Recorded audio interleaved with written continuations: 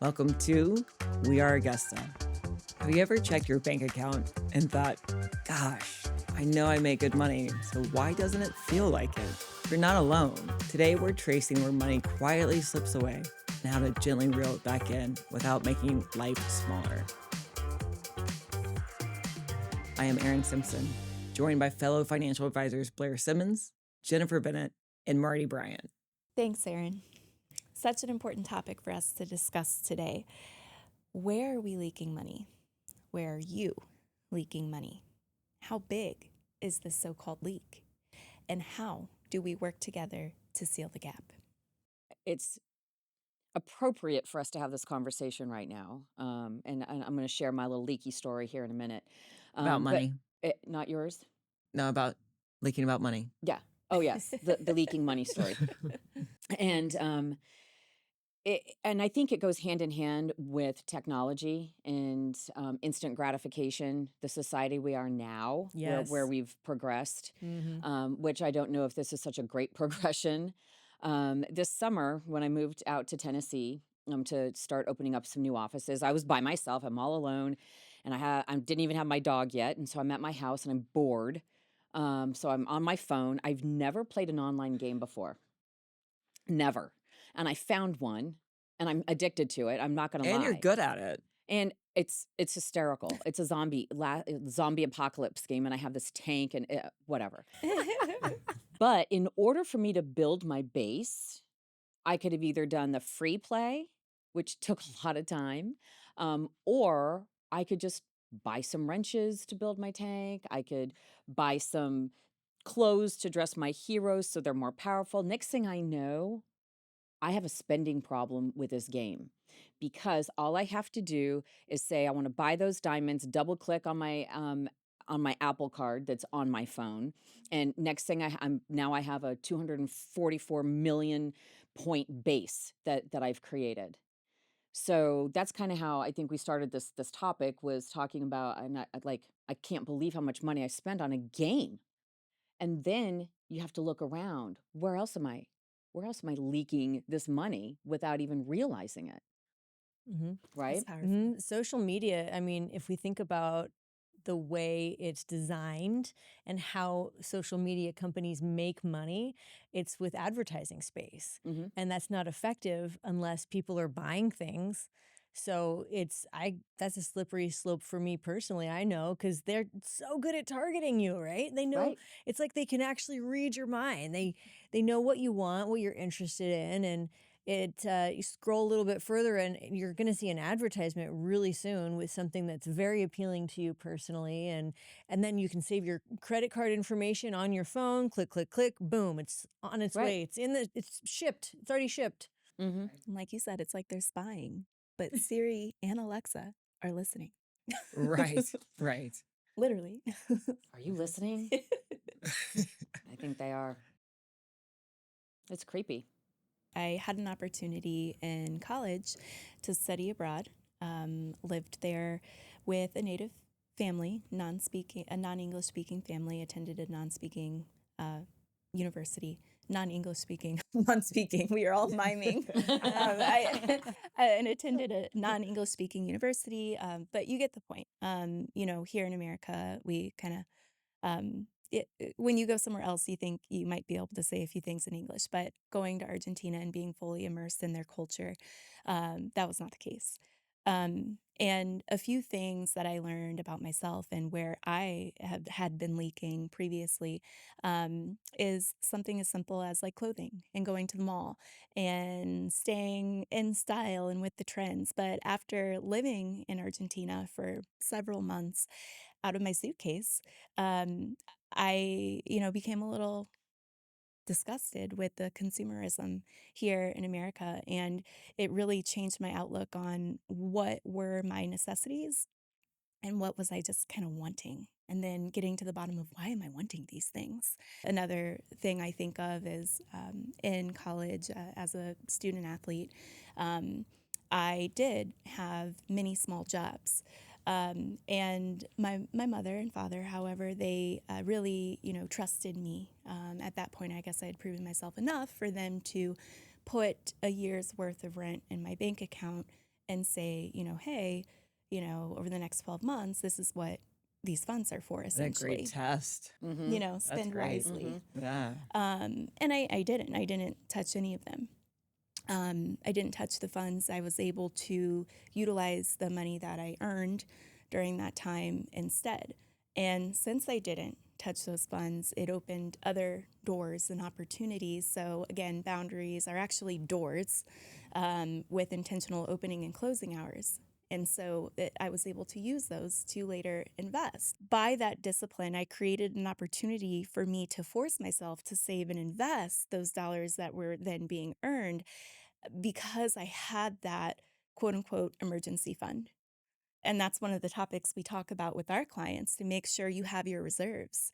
And having that discipline in those reserves enables you to take on more risk and invest. And so while we're here saying, okay, let's pause and again, maybe just become conscious of what we're doing and sharing the experiences either through ourselves or through our clients. How do we stop that almost subconscious of just going, hey, you know what? It's easy to pop in here. It's entertainment. I make good money. I should be able to afford or treat myself.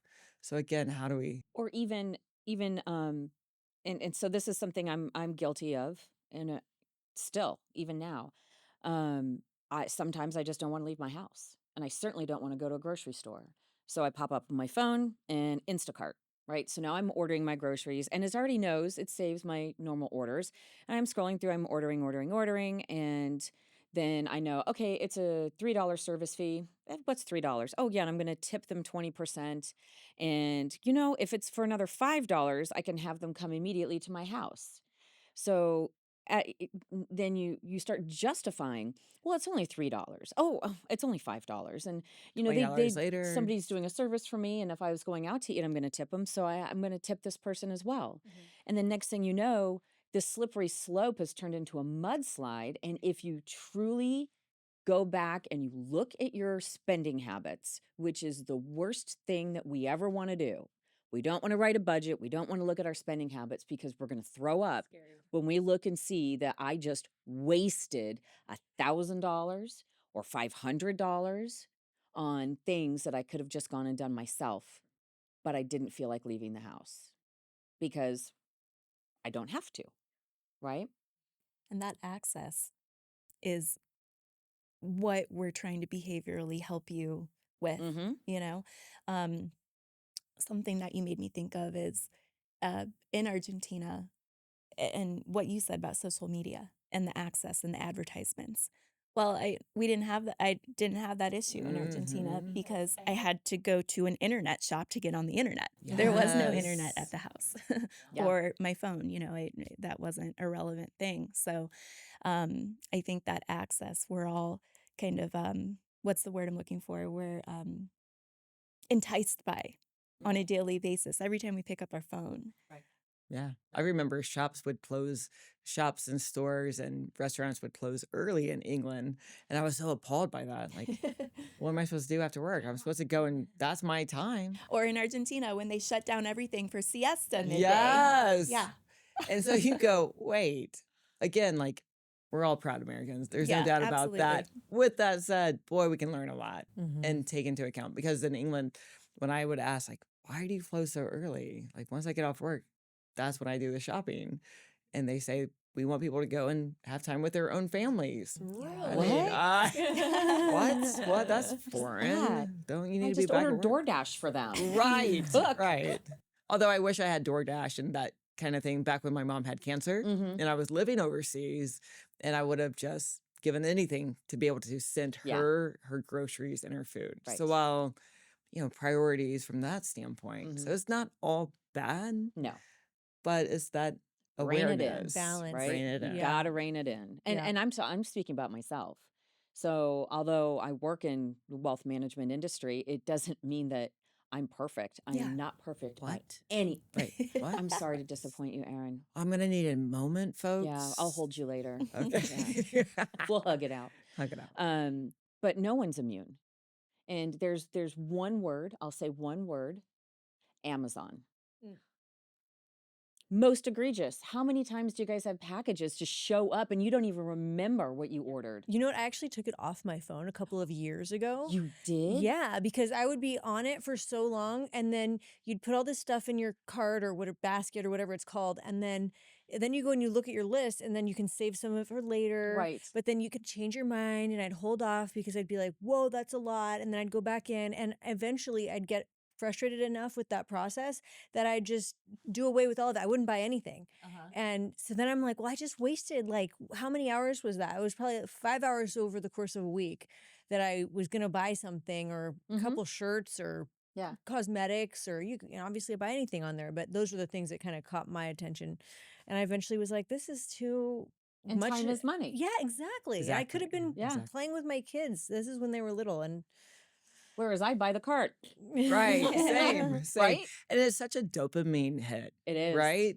Social media and getting, Yes. and doing the game. Mhm. And I mean, I have a small son who's 9, and bonding with him. We got into sport cards and collecting different, I don't know, just LeBron James cards and everything else, right? And I kind of got into it. It was a lot of fun. But when you buy something, there's that dopamine hit that comes, you feel it. and you feel it. So, Yeah. not And that then I it goes blame away. him. And you buy but- another one. And then you buy another one. You got it. Oh my gosh, that's Wears so off. cool. Yeah. Yeah. So cool. And then you try to win a card on eBay or something. So we're all victims of it, no matter Yeah. the industry. So I'm curious then, what are some of your methods to rein it in? I mean, for me, I try to remind myself of the percentage of cash flow that should be going towards X, Y, and Yes. Z. Yeah. Savings, fixed expenses, discretionary. What are some things that you guys do to help with that? Oh, okay. So I hate the word budget. Mm. Please don't. I know I said It's it like a a minute ago. diet. you did. And I almost, Yeah. I got a little queasy. But I feel like a budget is a 4-letter word to a lot of people. Mhm. And so, again, it comes back to if I pay myself first, I know that X amount is going to my investments and my savings, etc. Once I get my emergency savings to an amount, I don't need to keep going because that isn't working for me. Yeah. Right. So emergency savings up to a certain amount and then reallocate those funds. But I will say that once I do that and then anything cush or left over, I might have some fun with, right? And I don't want to feel guilty about that. If I've worked all week, I mean, gosh, as women, we wear all the hats. So I don't have an issue with allocating a certain amount to the eBay with Sam, or I don't have an issue with going, I don't want to cook tonight. I don't want to think for a second about what the heck I'm going to cook. Right? So, and I'm not a good cook. So no one wins there. So that's how I do it for me personally. And I will encourage clients, if you're paying yourself first, you can have a little bit more peace of mind. But again, it goes back to what you said. And I love that is look every month or every week or a few times a month at what you're actually spending because it sneaks up on you so quickly. Be honest with yourself. Yeah. Because, when we sit down to do the financial planning or just in our very first meetings and we're doing a discovery, right? We're asking the clients the questions, how much money do you have here and, blah, blah, blah. And so now we know how much money you're making, how much you've allocated into your 401k plan, how much money is sitting in your checking account, how much is in emergency funds. And then I ask, and how much are you spending each month? Oh, $3,000. No. You're not spending $3,000. We probably need to double that. Well, no, I'm not. And they'll look and they'll say, well, how can you say that? I said, because you just shared with me how much money you have. Now I know how much money you're spending. Exactly. So let's be honest about it. Let's have that hard conversation. Yeah. It's like, well, where's the rest of it then? Did you just start making this salary this year, last year? Probably not. Where's your money going then? Yeah. Am I wrong that sometimes when you assign that homework of cash flow or budget tracking, you never hear back from them? Yes. It's the easiest way to get a deer in the headlights look from a client is you ask them what their monthly Or a living no-show expenses are. to the appointment. Oh. Yeah. Yeah. We used to do this early on in my career where I'd make an appointment with someone and we would send out like, here's your homework before our meeting so I can use our time wisely. And I would ask, like, okay, fill this out, the budget, the finances, the credit card bills, what's the payment, what's the interest rate? And that I realize scares people completely Yeah. off. Right. And rightly so. Like that was a lot to ask of people early Mhm. on in my career. And now it's like, let's just have the conversation. We're all human. We're approachable. We get it. We're all in the same boat. Let's row it together. Right. Yeah. Yep. We need to know how to plan so that your lifestyle doesn't have to change in retirement. We need to know how much you're spending. It's super important.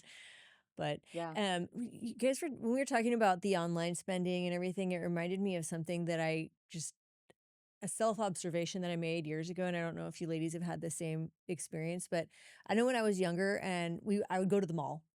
And I went from being broke, poor, young, not having any of my own money to spend to finally having some money to spend.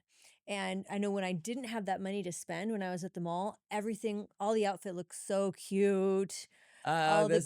cosmetics looked so pretty. And then once I had that hard-earned cash in my wallet, I didn't really want anything that much You're a little anymore. pickier. Right. And you might like a few things, but just nothing ever looked that good when you were shopping and you had that money. But when you Mind didn't have shift. the money, you wanted it more. Isn't that crazy? So this is going to be another show that we do. But what you just so I have another saying. I know I have a lot. So my saying is unearned money, unearned assets come with no respect. Right? So like inheritance and things like that. Uh-huh. And that's exactly, you just proved that point because you earned that money. Yep. Right? And now you're going to want to treat it with respect. I don't want to just go blow it. Yeah. But if you had inherited that asset, I can almost guarantee you that you would have bought all the outfits and you would have bought all the makeup because it's a different mindset. Mm-hmm. Right? Unless you have a financial advisor you're working with. Yeah. Give the purpose. Help save you Right, from right. yourself. Well, but still, we're still human. Right, absolutely. yeah. It's like the plumber exactly. that has the leaky pipes, the roofer has the leaky roof. Yeah. Or the Right? I have a leaky wallet sometimes. yeah. It's just human. It is. And it's the technology and the age that we're in. We'll be right back to talk about how to save you from leaking money.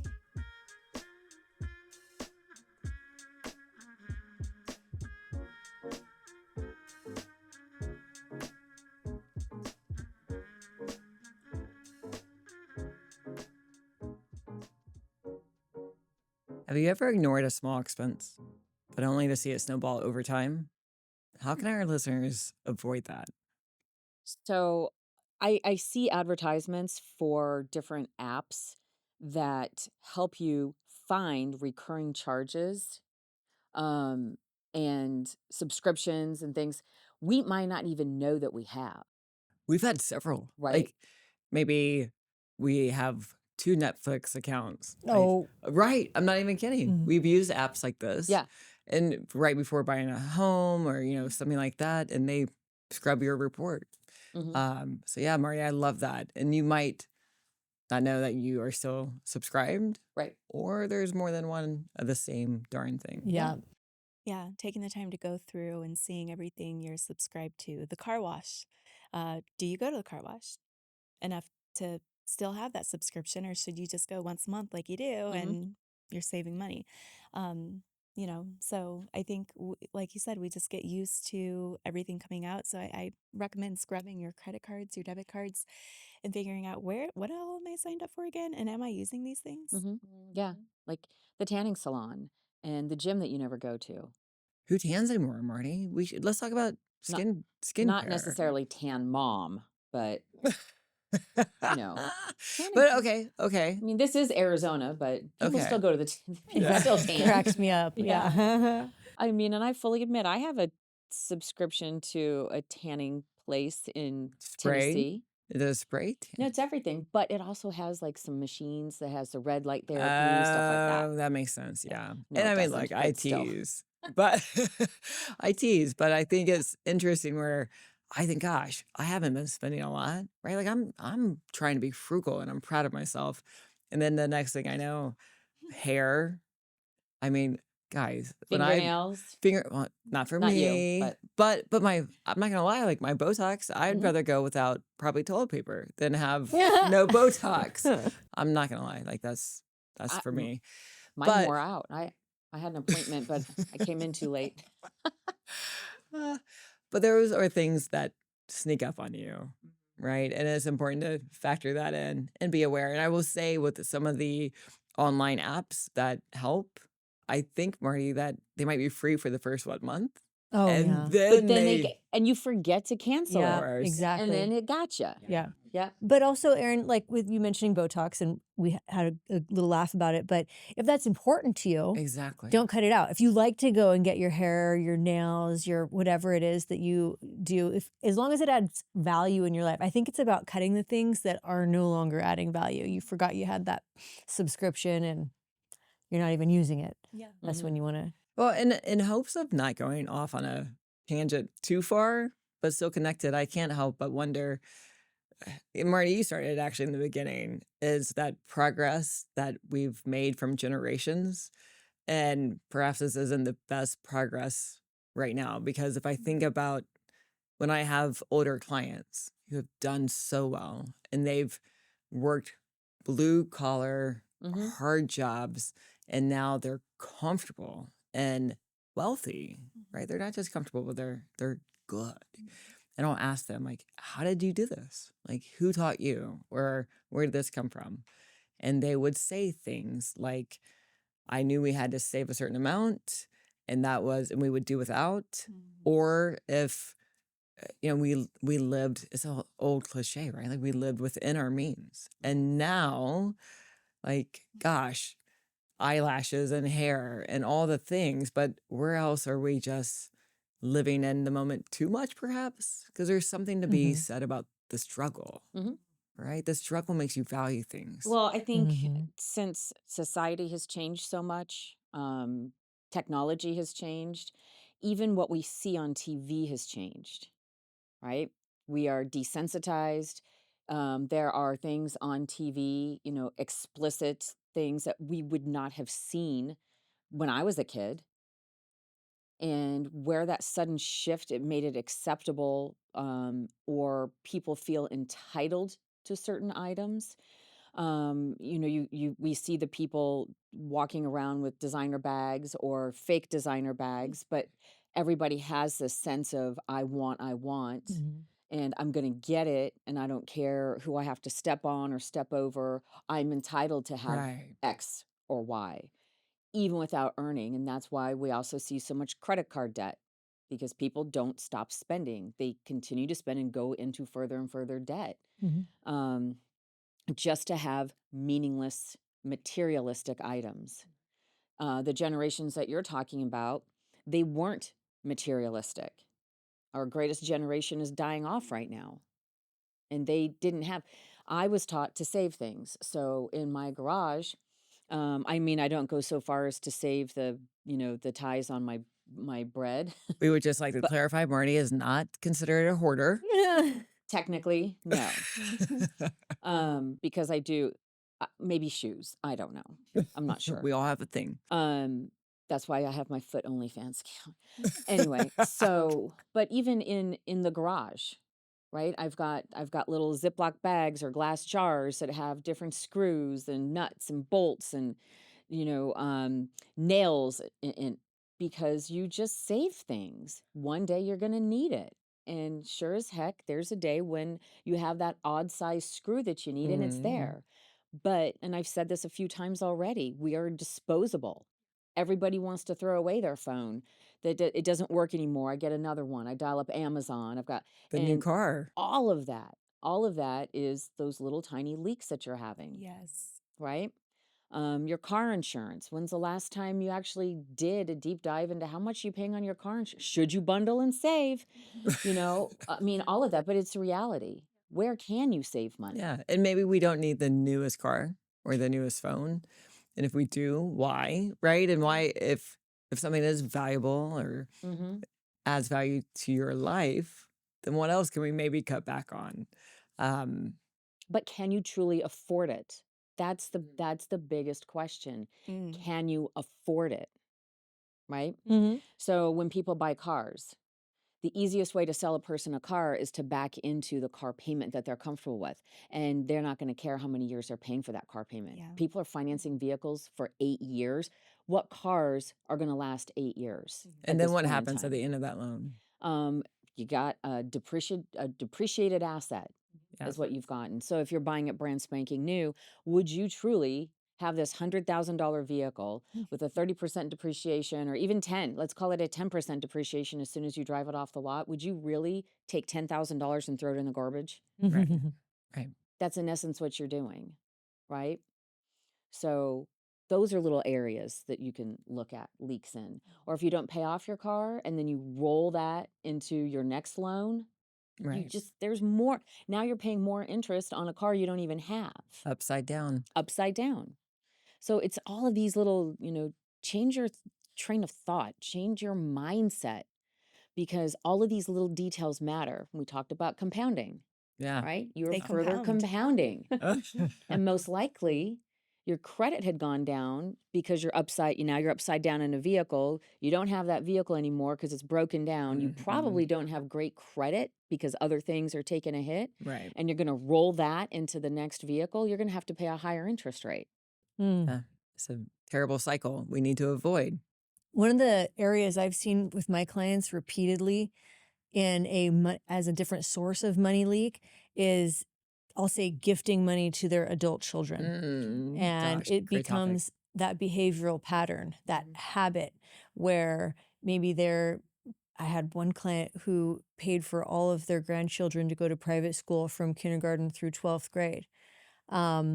Or I had a client one time who, next time we spoke, the update was they had given a pretty good chunk of their savings, their cash savings, to their adult son to help him start a business.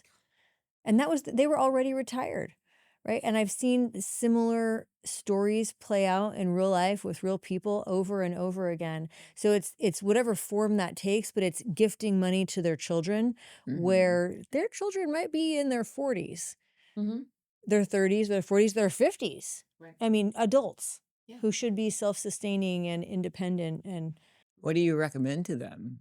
Don't do it.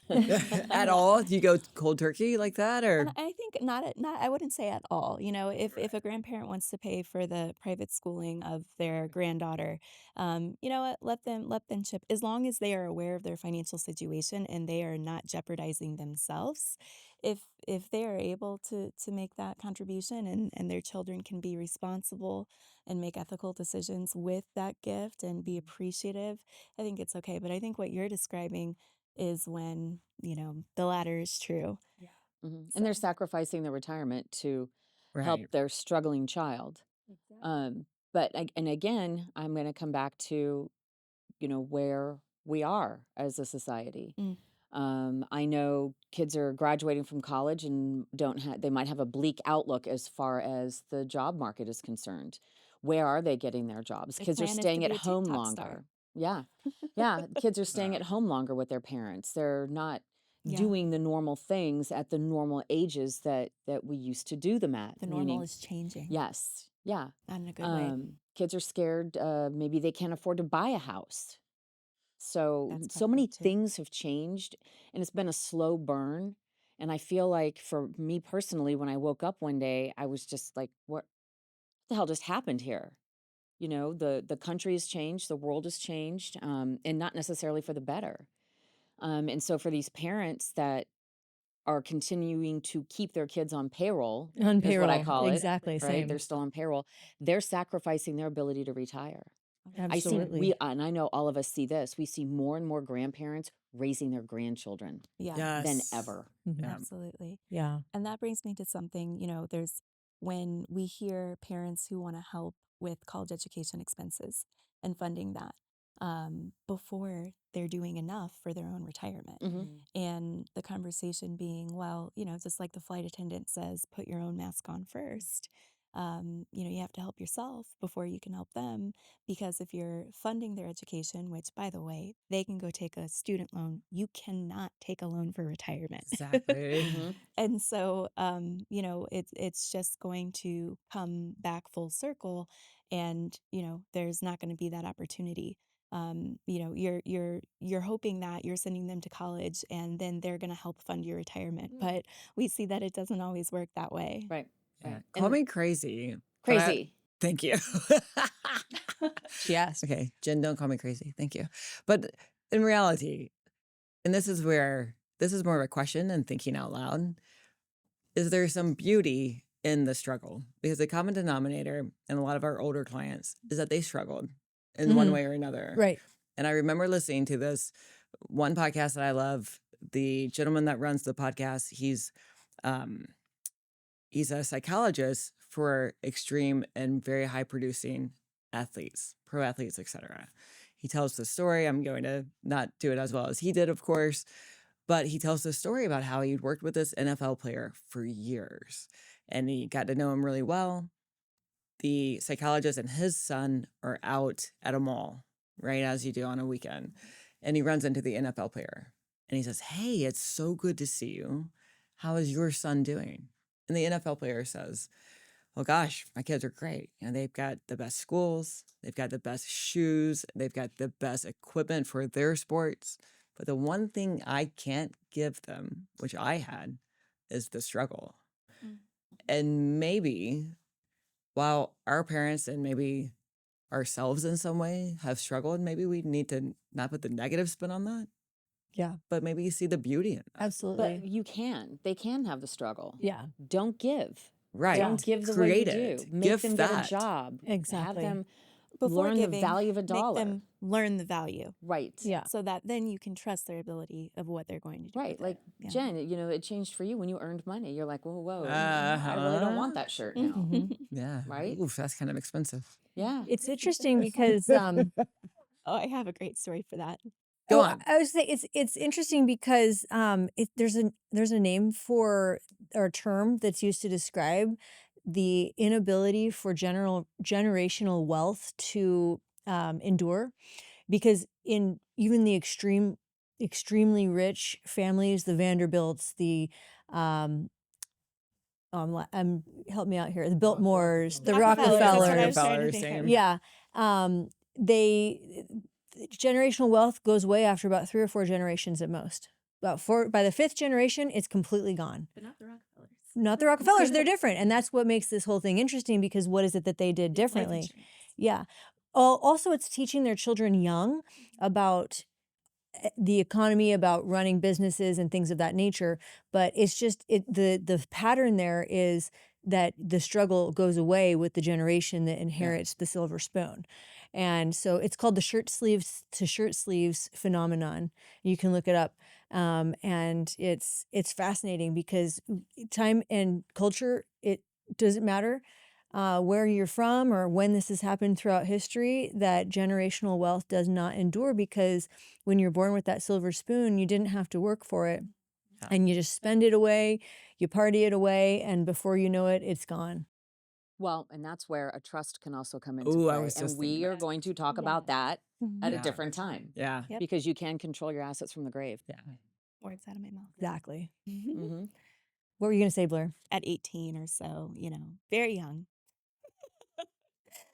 I thought it was a great idea to go, my friend, a couple friends of mine, we decided to, that was back in the day when you could get a round trip ticket for like $70, So we decided to go visit our friend who was going to school in Atlanta and go to Miami Beach. Ooh. Kind of, on our own. Mm-hmm. And, we had our annual family vacations, that was something that my parents splurged on once a year.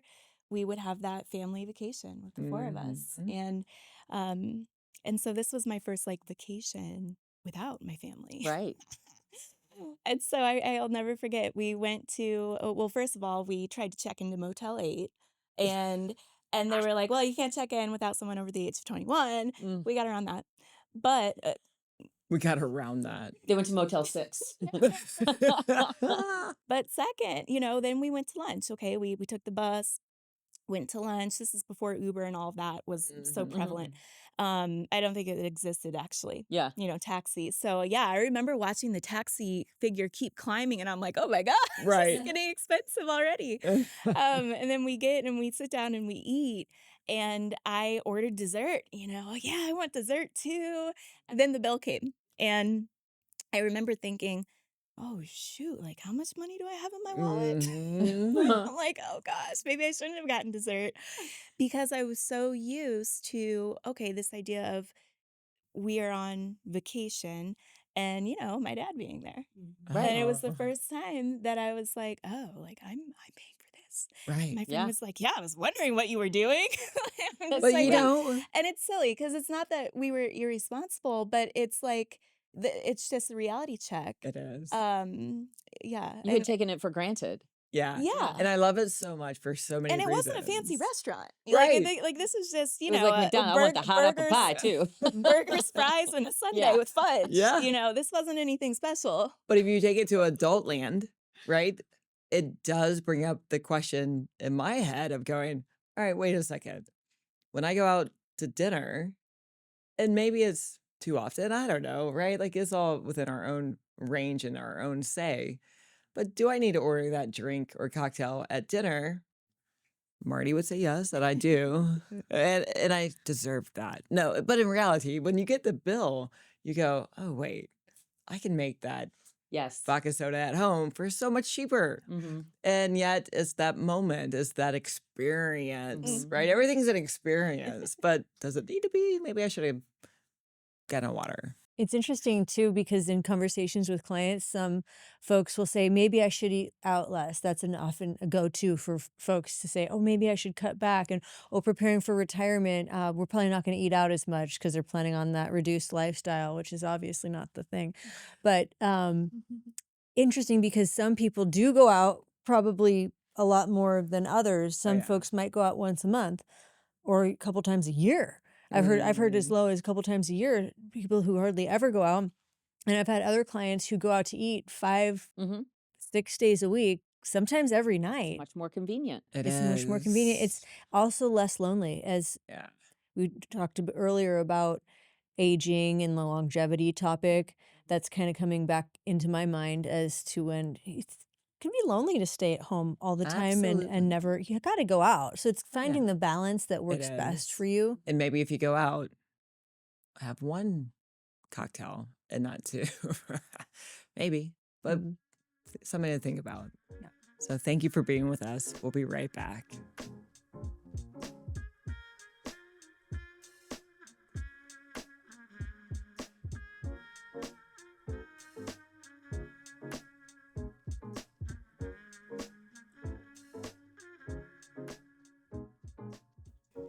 Welcome back, friends. On this topic, is there anything that we haven't covered that comes to mind? So one thing for me is inheritance. That's kind of what pops in.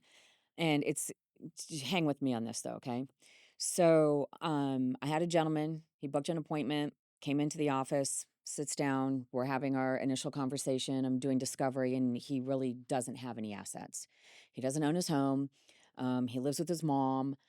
He has a job, but he doesn't save any money. And I said, so then how do you see us being able to help you? Where do you see us fitting in? What's an age frame on here? And he said, well, when my mom passes away, I'm going to have some inheritance. And I said, oh my goodness, I'm so sorry. Is your mother sick? No. And I said, what do you, Not yet. she's not sick, but you want to talk about a potential inheritance that you're going to have. And he says, yeah, well, she's getting older and I'm not sure how longer she's going to live. And I'm expecting maybe about $250,000 to $300,000. And I'm shaking my head at him too. I'm completely and thoroughly disgusted at this human being coming in ready to kill off his mother. I know, right? And I let him know, I said, sir, we are not a good fit. And we're going to have to end this conversation here, and I'm going to have to ask you to leave. So people who are planning on inheriting money need to stop. Yeah. His mother has every right to spend every last penny of those assets. And my expectation, I mean, there's a part of me that kind of felt like calling Adult Protective Services to go do a Okay. wellness Right, check right. to see what kind of living condition she's in at that And point Keith in time. Morrison from Dateline. Right. And Keith Morrison, yeah. Or did he? Or did he? So I mean, she has every right to disinherit him, frankly. She doesn't have to name him as a beneficiary or Right. list him in her trust or whatever she or has. anything. Maybe she did it. Anything, right? Hopefully she gets word and figures that out. I mean, that's kind of where your mind goes, right? course. People like that. It's Of course. horrible. So don't plan on an inheritance because we're not going to plan on that for you. No. That's And- not and that's not saving. That's not planning for retirement. I'm planning on somebody to die so I can get some money. right. And who's And to say that long-term care expenses won't wipe that thank inheritance you. out? That's where I Exactly. was going. That's exactly Blaire. what I was getting Perfect. at. Yeah. She has- Anywhere from $8,000 to $12,000 a month currently in today's dollars. Yeah, my I have an aunt that just passed away in August, and she was 83 years old, and she ended up in a memory care, and she had a long-term care policy that they don't do anymore. It was unlimited benefits. Yeah. Unlimited.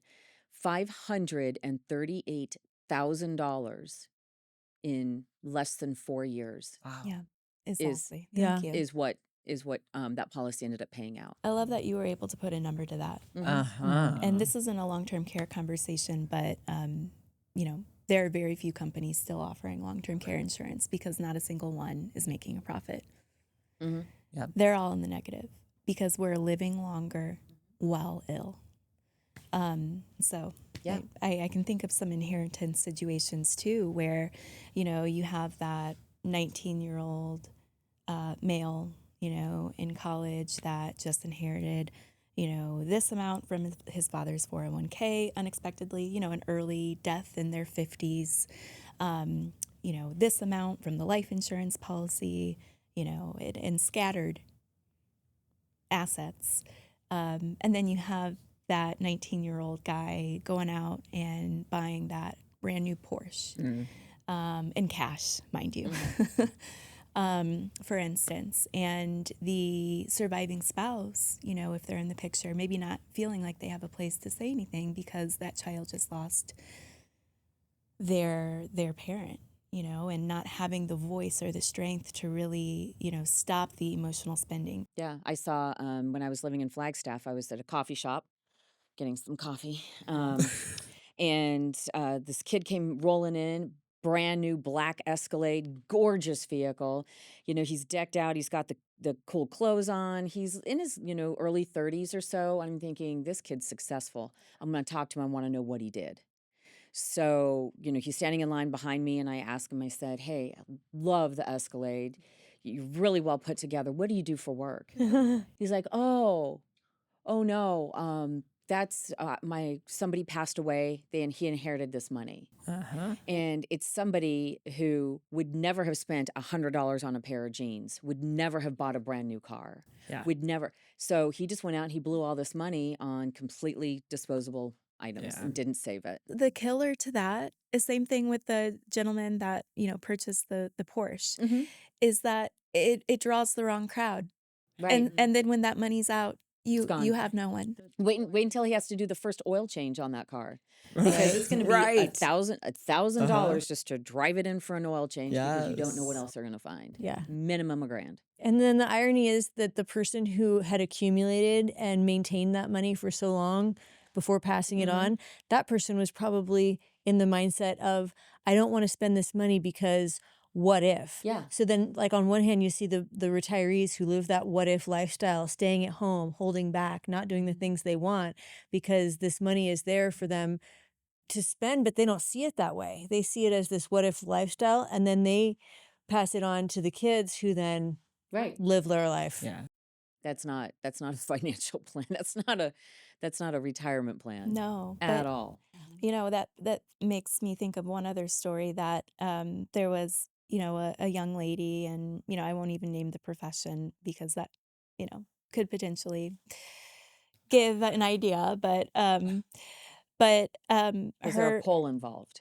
Well, no, no. It wasn't the world's Okay, oldest right. profession. Hey, No. they can make good money. Oh, no. Okay? No, and This is I've judgment-free. worked with enough residents to say she was a resident physician, Okay. and no money when I was working with her, and until father unexpectedly passed away prematurely. Father had not been saving into 401k or any retirement vehicle because he knew that when his parents passed, he was receiving multi-millions. Oh. And he unexpectedly passed away. So my client, with no money, all of a sudden had a lot of money in her bank account. Mhm. And at that time, I think the amazing thing is that she and her husband were amazingly responsible with the choices they made thereafter. But a big part of that was the control from the grave. And so they continued that philanthropy that was so important Mhm. to her grandparents Yeah. and just maintained their same resident lifestyle Mhm. while, because you're making below minimum wage in residency in relation to the hours Yeah. that you're working. And so, there are some good examples, Right. but like you Yeah. said, I mean, we have been dwelling a lot on the negative. There's some good. There is Some some really good. Oh, good. definitely. Yeah. Yeah. Blaire, Mhm. I know you like this one. There's something called lifestyle creep. Oh, yes. How do you deal with that if somebody does inherit a significant amount, or even just any kind of money? Like, Can you explain that, enough what to it is, though? enough to make a difference? Yeah, well, lifestyle creep, the way I view it is all of a sudden we've gotten, an exponential raise. The easiest transition is from resident physician to attending physician, 50,000 a year to $500,000 a year, depending on the specialty, of course. But that's a good example of all of a sudden, the lifestyle creep sets in. You're purchasing that brand new home, and then you have this huge home that, there's just one of you, right? And then you're furnishing that whole home. And before you know it, you're in a paycheck to paycheck cycle before you even made the percentage allocated to your 401k and other necessities that you need to be aware of. So it just goes back to that save first, spend later mentality. Mm-hmm. And, before you have that paycheck, mapping out what that needs to look like and understanding what is that portion of discretionary assets left over, cash flow left over, that is acceptable to be spending responsibly. Mm-hmm. Because you've worked hard, regardless of the profession. We're not trying to say don't spend, and take away all the fun. That's not realistic either. Right. But having the wherewithal to make sure that first and foremost, you are doing what you need to be doing, saving the right percentage. And then, like we had talked about earlier, having that freedom and, clarity, but what's the word I'm looking for? No shame in that spending that you do. Guilt. Mhm. Yeah. Thank you for being here with us today. We'll be right back to continue the conversation of how you can stop leaking money. Stay with us.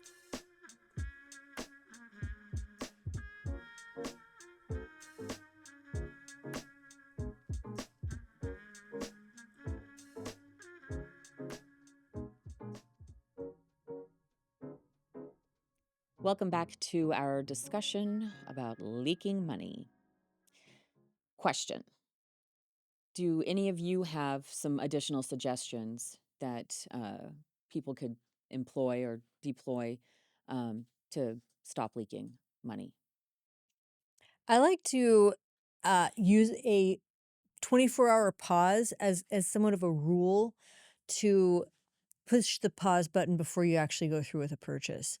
You can do it in a couple of different ways. Maybe it's a certain dollar threshold, or for me personally, I know I'm not going to make any online purchases unless I wait at least a day. Sometimes wait a couple days, just because I want to make sure it's something I actually want and I wasn't just feeling the dopamine at that moment. Because they're just magical at how good they are at enticing you with the things they know you want. If you're scrolling through social media and you find that thing that looks so pretty at the time, but then you realize you don't really want it or need it. So I think 24 hours is kind of like almost a minimum. I mean, sometimes I've waited a week before I bought something, and oftentimes I'll go back in and decide I don't want that thing anyways. One other thing I would add to that list, or that action item, I suppose, would be once a year. can you, and you probably can, increase your 401k contribution percentage, right? You got a raise, perhaps, take 1%, put it back into that 401k. Big time. Pay that Love future that. self. And sometimes it's about if we're buying a new article of clothing, something easy, saying, well, what don't I wear in my closet anymore? Can I give something away, to fill that space?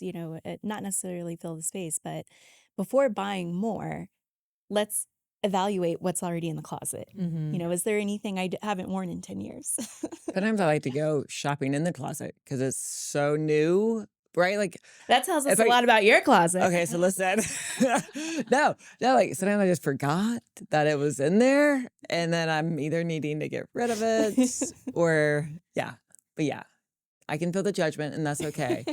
But I would say maybe check your own closet first before going shopping. Absolutely. Hopefully you're organized. Of course, color coordinated, Jen. That's I would expect no less from you. It's not. I haven't seen it, but I'm pretty sure Yeah. you're fibbing. Yeah. Speaking of shopping, I want to share a quote that I saw. Sometimes when you see something that sticks, I might screenshot it. And this feels like an appropriate time to share. But it says, status is what you show. Freedom is what you keep. We chase what looks impressive, but the math tells a different story.